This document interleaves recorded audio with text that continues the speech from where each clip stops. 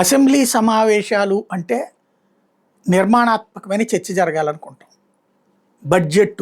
బడ్జెట్లో అప్పులెంత, అసలెంత, నష్టం ఎంత, లాభం ఎంత, ఆదాయం పెరుగుతోందా, తగ్గుతోందా, ఇది ప్రతిపక్షాలు నిర్మాణాత్మకంగా ప్రశ్నించాలి. ప్రభుత్వం నిర్మాణాత్మకంగా దానికి సమాధానం చెప్పాలి. ఇది అర్థం చేసుకుని ప్రజలు మంచి అయితే మంచిని సమర్థించాలి, చెడైతే చెడుని సమర్థించాలి, చెడునైతే చెడుని తప్పుబట్టాలి అనుకుంటాం. కానీ ఇప్పుడు ఏమైపోయింది? రాజకీయ పార్టీల వారీగా ప్రజలు చీలిపోయారు, మీడియా చీలిపోయింది, విషయం స్పష్టత లేదు. బడ్జెట్ సమావేశాలు అయితే పూర్తయిపోయినాయి, ప్రయోజనం అయితే ఏమీ కనిపించటం లేదు. దానికి తోడు ఇక రాజకీయ కోణంలో మాత్రమే ఇప్పుడు ఇటు వైఎస్ఆర్ కాంగ్రెస్ పార్టీనేమో సభకు అటెండ్ కాలేదు, మండలి వరకు అటెండ్ అవుతుంది. అదే సందర్భంలో వీళ్ళేమో మండలిలో మాత్రం చర్చించరు, అసెంబ్లీలో చర్చిస్తుంటారు.